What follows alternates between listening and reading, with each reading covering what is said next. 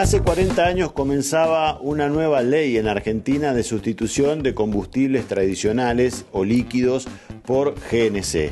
Gas del Estado por aquel momento había puesto la primera estación de GNC, gas natural comprimido, y su flota, en aquel momento las F100, las Ranchero con motores 6 cilindros a nafta, pasaban a tener estos equipos que se habilitarían luego a lo que es particulares, taxis y ese tipo de actividades. Realmente, después de 40 años, poder hablar con alguien que estuvo en los orígenes, como la persona que vamos a entrevistar ahora, el socio gerente de CITEC, y ver la evolución del GNC es una oportunidad que no se da todos los días. Para eso nos vinimos a Córdoba, donde CITEC está trabajando. Ítalo, un gusto. ¿Y qué se recuerda de aquellos inicios del GNC en Argentina y en Córdoba puntualmente en la década del 80?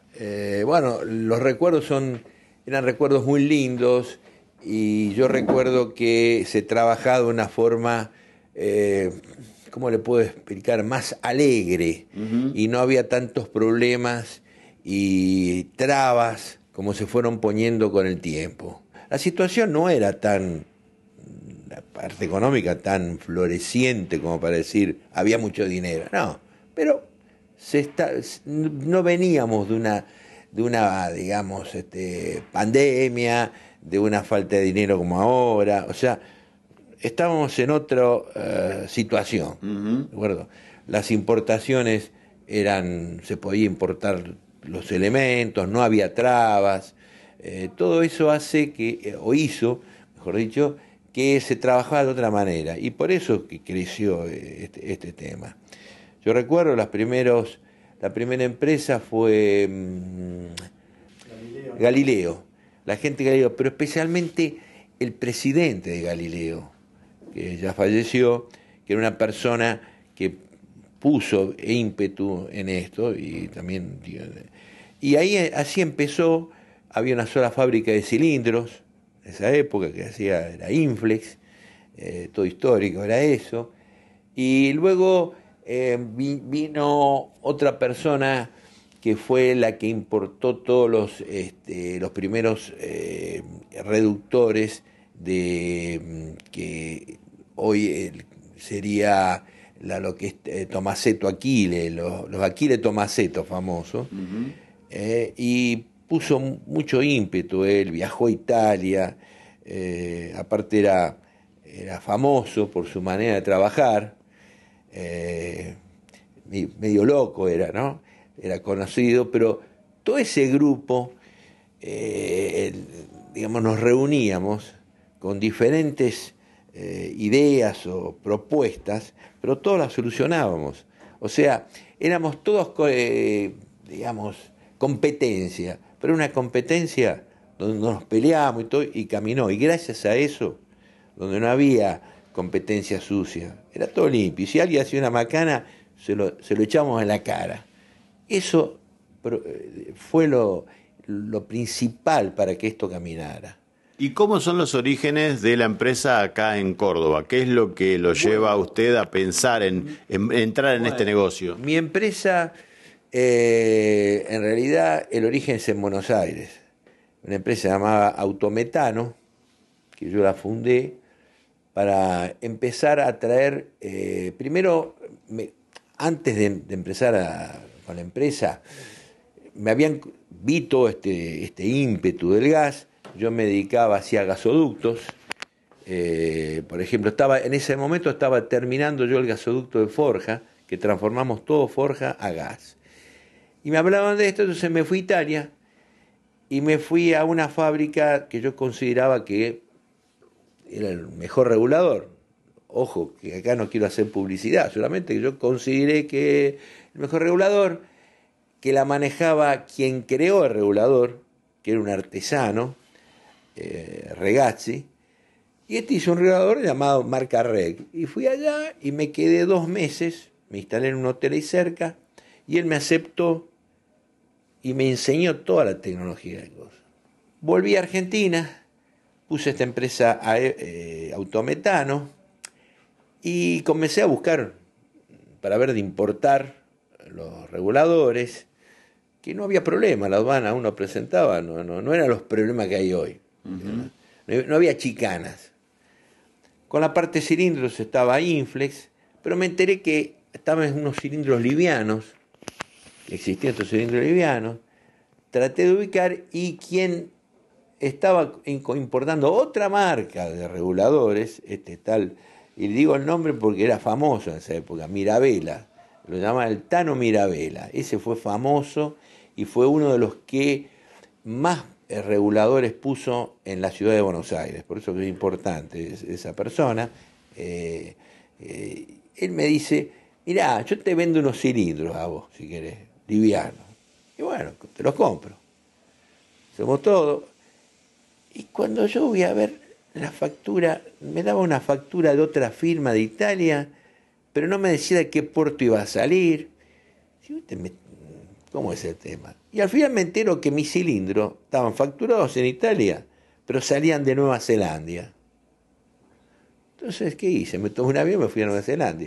Teníamos en esa época la suerte de tener un traspolar de aerolíneas. Claro. Nos fuimos a Nueva Zelanda, me fui con mi señora porque yo en inglés no lo manejo bien, ella sí. Y ahí empecé a ver que ese país fue uno de los países que largó el GNC de una forma espectacular, pero era por razones políticas. Cambió la política y los nuevos dijeron GNC cero. Entonces se quedaron con un stock impresionante. Y ahí fui y empecé a comprar cilindros livianos, el famoso Faber, y otras marcas más que traje allá, regulador, de todo. Empecé a traer, los bancos en esa época daban crédito, importante eso, ¿eh? Porque si no hay crédito, esto no camina, vamos a hacerse, milagro nadie hace. Tuve un crédito del banco holandés y con eso importé los primeros cilindros. Como importé los cilindros, el importador de la firma Faber de Nueva Zelanda le comenta al dueño de Faber que había una persona que estaba cumpliendo muy bien y estaba importando todos los cilindros Faber, si él no le había ofrecido cilindros. Y ahí, de esa manera, me puse en contacto con Faber, porque Faber no aceptaba a nadie. Cuando uno se presentaba en la fábrica, lo echaban de la fábrica. Bueno, ahí tuve un contacto con el dueño de Faber. Y así empecé con Faber. Y ahí Faber me dice, no, tené cuidado porque vino a Argentina una muestra y vio en mi stand unos cilindros. Me dice, tené cuidado con ese cilindro que no son buenos y pueden explotar. Cosa que pasó. Y puedo decir la marca porque, bueno, ya tú no lo sabes, la marca Bogap era la competencia de Faber. Y me dicen, tenés cuidado con el cilindro porque... Y 10 años después explotó un cilindro por un problema que él me dijo, van a explotar por este problema de las tensiones en la curva superior. Que son esas cosas que nadie lo sabe, pero sucedieron.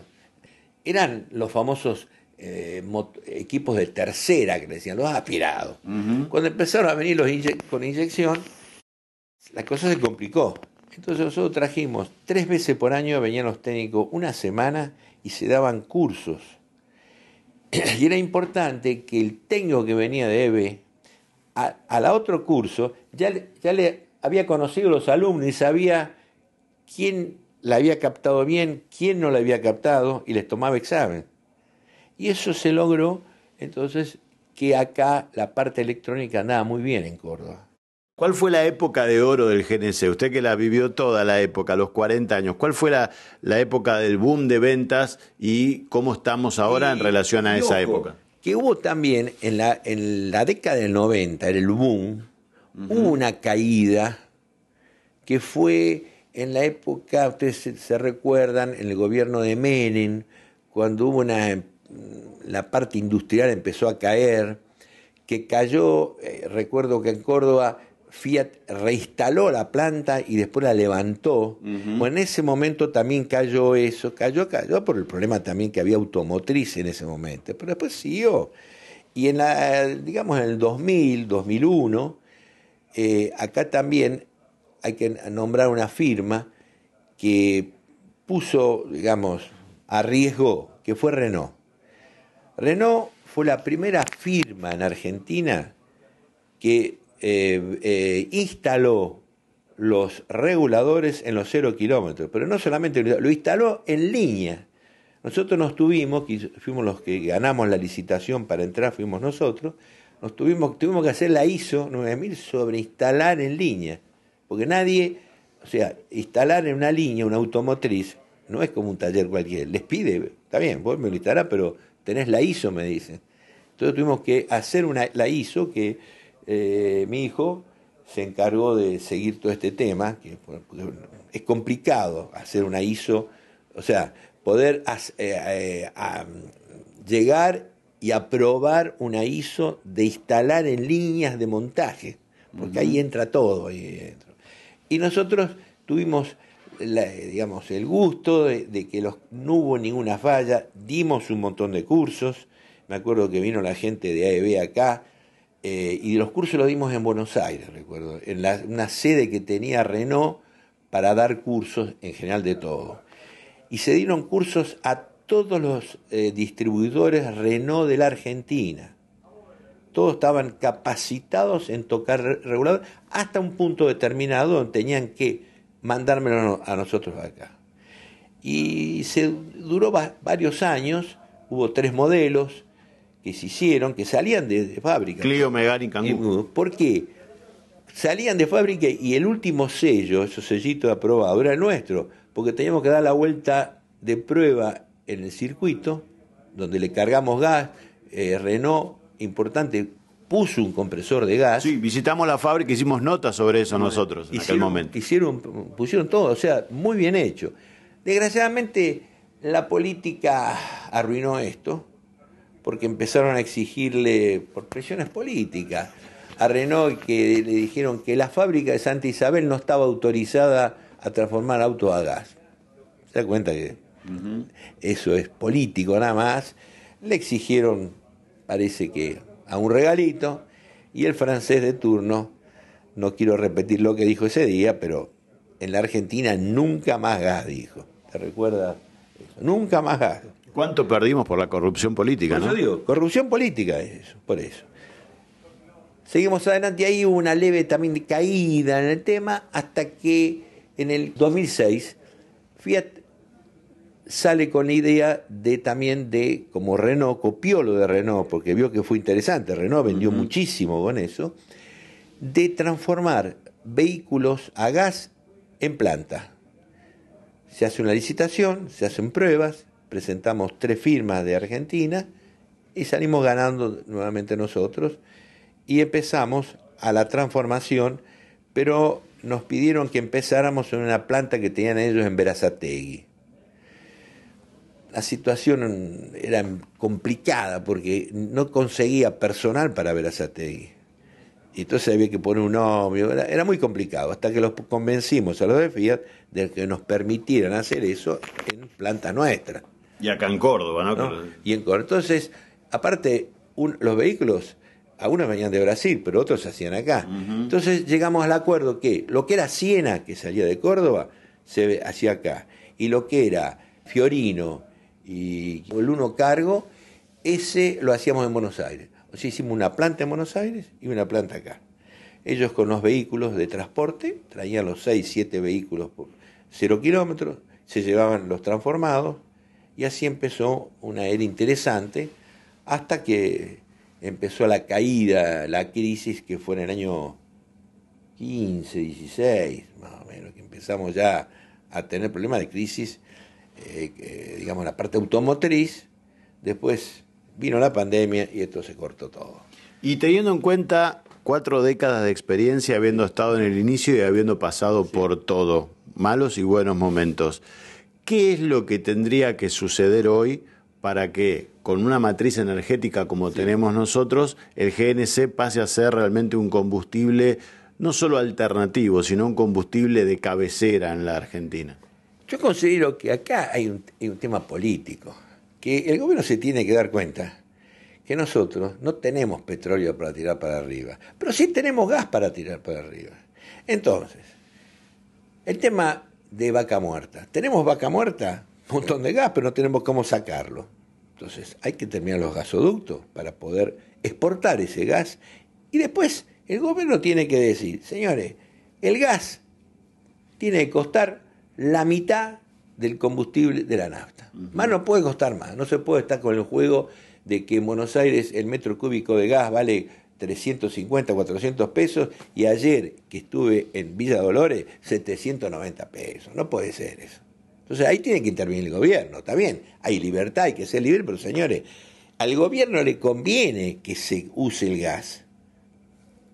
Porque yo uso, la ley ¿por qué se hizo? Era transformar el combustible líquido. Nosotros no teníamos petróleo, había que importar y se sigue importando petróleo y se sigue tirando gas. Entonces, usando la inteligencia, porque ahí no hace falta ser político, ser inteligente, decir, mira, esto lo tiro, a mí me sirve, uso eso y no importo más. Por eso que acá tiene que haber una medida del gobierno que un poco fuerce. ¿Cómo se fuerza? Económicamente, es fácil. Aparte, yo te digo, el gas, 50% del valor de la nafta. Y otra cosa más, y damos crédito también, porque hoy un equipo vale $1.000.000, $1.000.000. Y ojo que los $1.000 siempre costó, no tanto a $1.000, pero eran $1.000. Y en el exterior una instalación vale $1.500. O sea, y hay que darle crédito. Sin crédito no funciona nada. Entonces yo considero que si el gobierno pone una ley que diga, señores, hay que usar el gas y el cual no puede costar más que el 50% del combustible, y que le digo que es rentable, nosotros vendemos gas y sabemos que el 50% del combustible líquido es rentable. O sea, yo no estoy inventando nada. No, es el simple pragmatismo con el cual empezó la empresa hace tantos años. Yo tengo un pensamiento que es, en Argentina hay ciudades como Buenos Aires u otras provincias que no le cobran patente al auto híbrido o al auto eléctrico, y mientras tanto el laburante que por ahí tiene un furgoncito o un auto de un Cronos para laburar de Uber, ese paga patente y ese podría andar a GNC y ser un auto amigable también con el medio ambiente.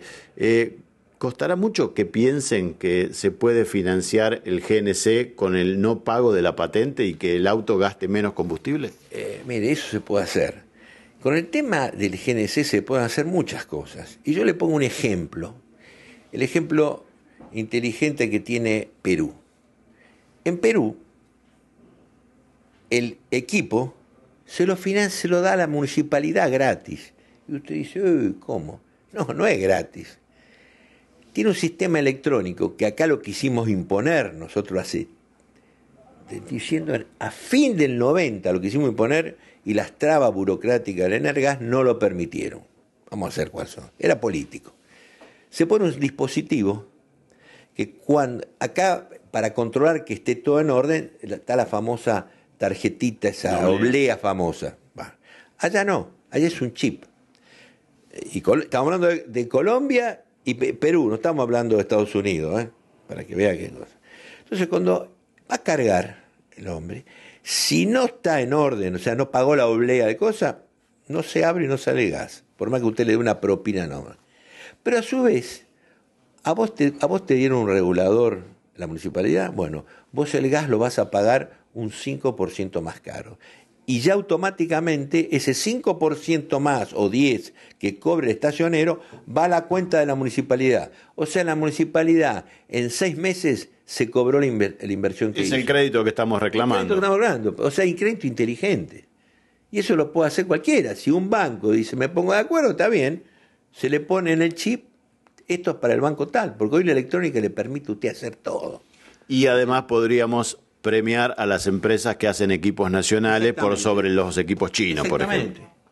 ¿Me entiendes? O sea que es cuestión de usar la cabeza y no poner adelante de la inteligencia la política, porque la política arruina todo. O sea, la política mala. Sí, pongamos una buena política. ¿La política cuál es? La política argentina tiene que ser, usemos el combustible que nos sobre y tiremos, y no usemos combustible que tenemos que comprar. Eso, políticas de Estado, en definitiva. De Estado, nada más. Bueno, lo que siempre hablamos en los editoriales de domingo. Un placer conocerlo, Ítalo. Realmente felicitaciones por lo que han hecho dónde han puesto a CITEC y para entender, porque acá nos mostraron toda la empresa, ahora tenemos una segunda parte para conocer un poco los talleres con su hijo y entender hacia dónde va la empresa, pero no nos ocultaron el secreto del éxito. O sea, si alguien quiere ser exitoso, en definitiva tiene que mirar a quien lo hizo, venir, consultar y repetir el proceso en otro lado, que así tan simple como lo contó desde los inicios, así tan simple debería ser. Sí, las cosas hay que hacerlas bien. Exacto. Un ejemplo, usted va a ver este taller, está construido de acuerdo instalado de acuerdo a normas automotrices. Fiat me dice, lo haces en tu taller, pero tiene que tener norma automotriz, no hay ningún problema. Lógicamente, una instalación esta cuesta muchísimo más que una normal, pero se rinde. Entonces, si uno hace las cosas bien, después rinde. O después ustedes terminan arreglando lo que otro hizo mal, ¿no? Porque alguien fue a instalar a un lugar donde era más barato y lo barato sale caro. Muchísimas gracias, felicitaciones. Gracias, tengan buenos días y espero que los talleres que puedan visitar, acá Federico les pueda explicar toda la parte técnica, no sé si le han explicado. Sí, ahora vamos, en una segunda parte vamos a revisar el taller. El gas, sí, es fácil de hacer, pero hay que tener siempre, respetar las normas. Respetando las normas de instalación no es fácil, no es difícil, pero hay que respetarlas, si no se cometen errores que llevan a accidentes. Pero si no, el gas es muy seguro, es más seguro que la nafta. Muchísimas gracias. Buenos días.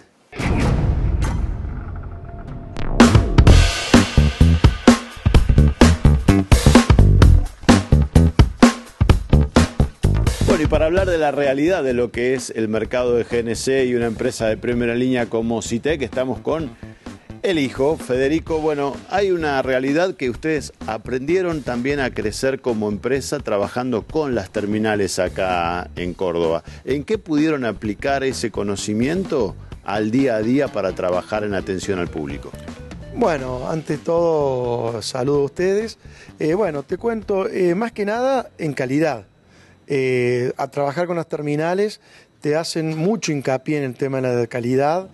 Entonces vos vas a ver acá que nosotros los autos, ya la forma en que se trabaja, donde se usan carritos para no dejar las herramientas arriba del vehículo, donde se ponen cubremotores, cubreparagolpes, para evitar rayarlos, y después ya el trabajo en sí, ¿no?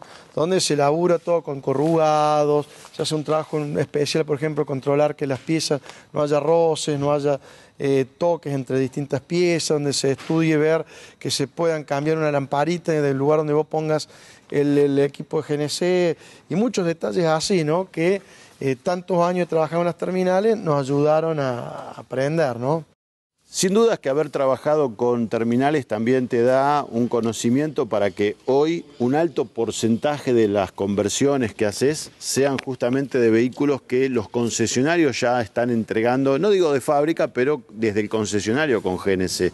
¿Cómo está ese porcentaje de ventas hoy en la instalación de CITEC particularmente, de tu empresa? Sí, exactamente. Nosotros nos caracterizamos por trabajar más con autos 0 kilómetros de concesionario que autos de calle que los recibimos. Estamos aproximadamente un 70% de las transformaciones nuestras son de vehículos 0 kilómetros. Nosotros trabajamos con varios concesionarios de Córdoba, de varias marcas. Te puedo nombrar, por ejemplo, el complejo AutoCity, con Tagle Renault, Fiat Motor. Después otros, el grupo Montironi, Fiat Montironi, Ford Montironi también, con la gente, por ejemplo, de Jeep Vespasiani, Parra, Automotores Citroën, entre otros, ¿no? Por ahí me estoy olvidando solamente de alguno, pero es lo que nosotros nos están buscando por toda esta experiencia y sobre todo el tipo de trabajo que tiene que ver con una terminal, ¿no? Donde vos tenés que trabajar con una calidad y con una precisión que no es la misma que con la que se trabaja en la calle. Y en lo que hablábamos con tu padre antes, justamente la época de oro, los inicios del GNC, el hecho de tener miles y miles de conversiones diarias a el momento particular que está pasando esta industria. ¿Qué considerás que tiene que pasar?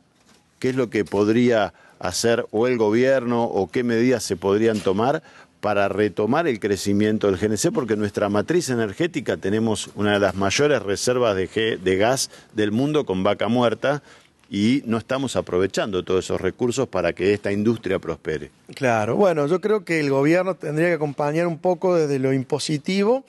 Yo creo que tendría que, teniendo en cuenta esto, que hoy por hoy Argentina tiene mucho gas y el gas es ahorro, pero también es ecología.